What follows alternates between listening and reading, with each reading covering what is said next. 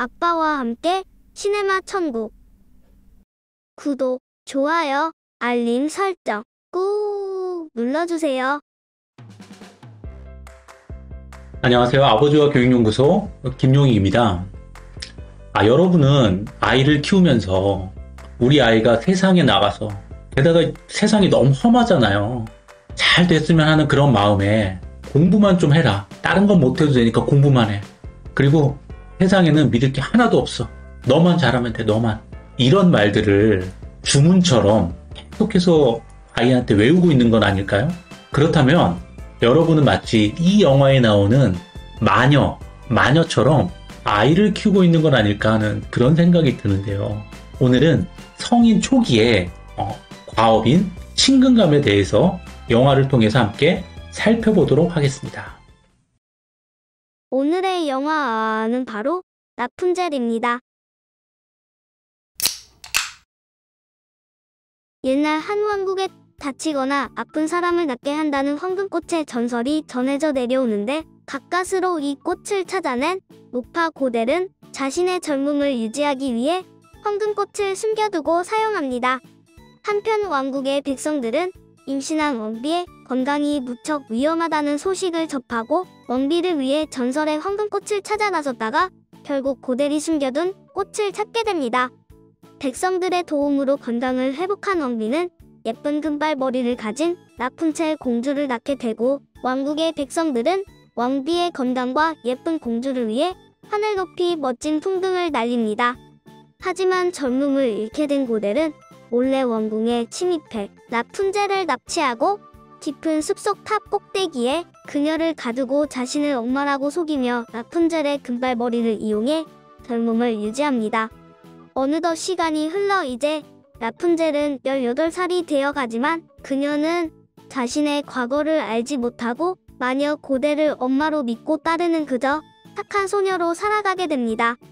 고델은 라푼젤에게 바깥 세상은 두렵고 무서운 곳이라며 세상에 대한 불신을 끊임없이 주입하고, 라푼젤이 세상에 대해 조금만 관심을 가지려 해도 철저하게 무시하고 탑 속에 가둬 그녀를 이용합니다. 하지만 그녀가 18살이 되던 날 젊은 도둑 플린이 병사들에게 쫓겨 라푼젤이 있는 탑으로 숨어들어오게 되는데요. 18년간 가짜 엄마에 의해 높은 탑에 갇혀 세상 물정 모르는 라푼젤에게 과연 어떤 일이 벌어질까요?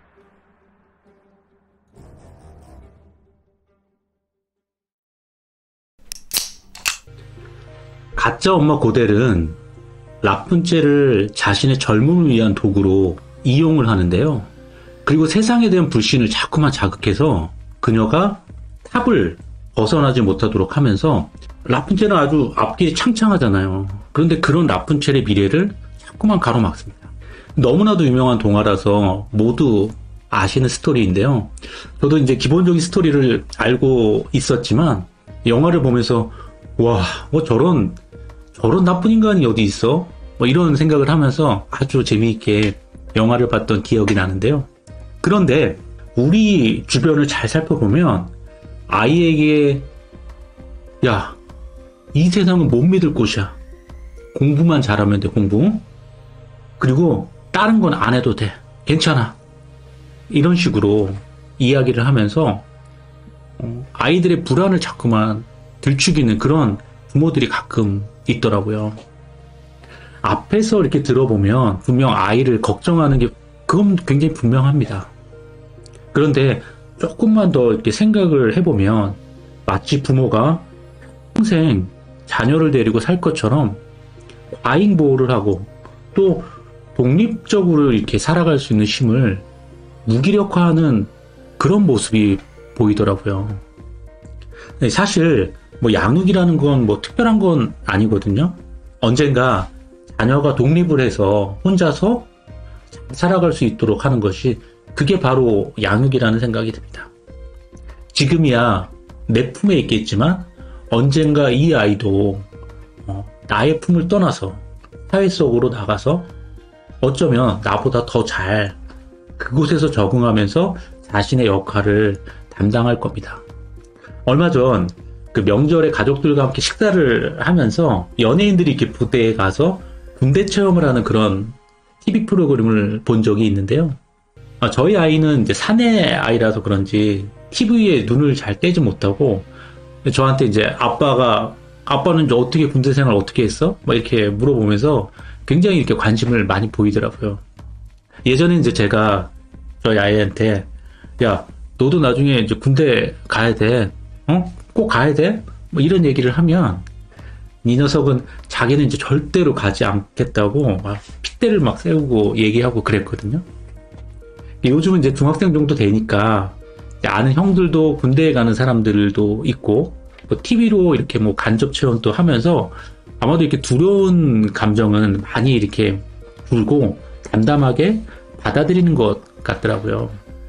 솔직히 우리 아이가 혼자서 저 험한 사회에 나간다면 정말 이걸 잘할 수 있을까? 제대로 살아갈 수 있을까? 하는 걱정이 들어요.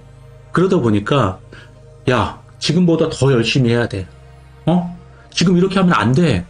막 이런 말도 하고 싶고 뭐 조급한 마음이 들더라고요. 하지만 언젠가 이 아이도 대학에 가고 군대도 가고 또 그렇게 하면서 스스로 자신의 삶을 살아갈 기반을 자연스럽게 준비하는 때가 그런 날이 오지 않을까요? 결국 아빠의 걱정과 잔소리가 그리고 과보가 아이를 키우는 것이 아니라 아이 속에 잠재된 그런 힘을 스스로 키워서 자신의 삶을 살아갈 그리고 아주 잘 살아갈 것이라는 그런 생각을 해봤습니다.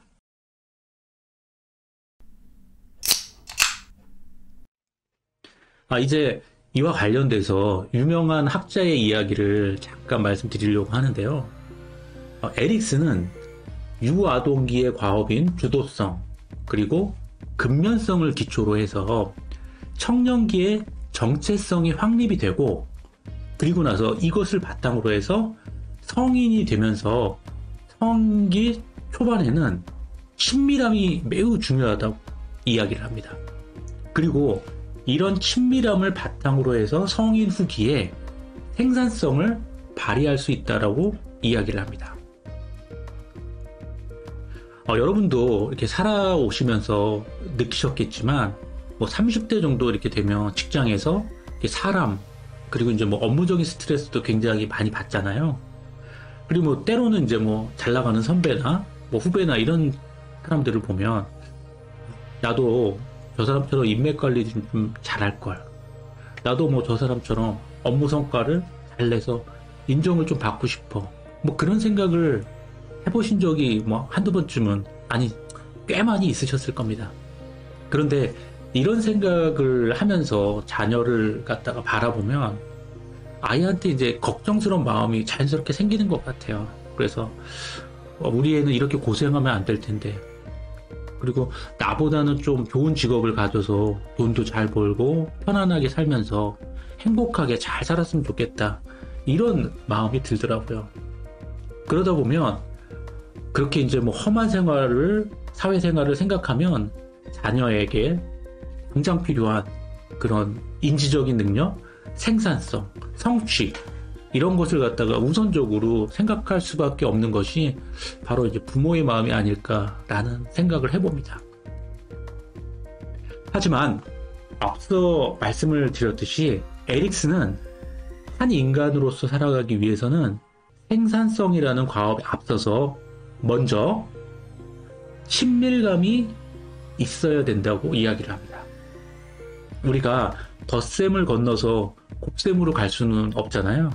그래서 생산성을 잘 키우기 위해서는 친밀감이라는 요소를 우선적으로 갖추고 그런 다음에 이제 생산성을 키워나가야 하는데요. 아마 여러분들도 학창 시절을 거치면서 그리고 직장에 다니고 가정을 또 꾸려서 살아가면서 친밀감을 갖고 사람들과 어울려 잘 사는 것이 인생에서 정말 중요하다는 것을 아마도 뼈저리게 느끼셨을 겁니다.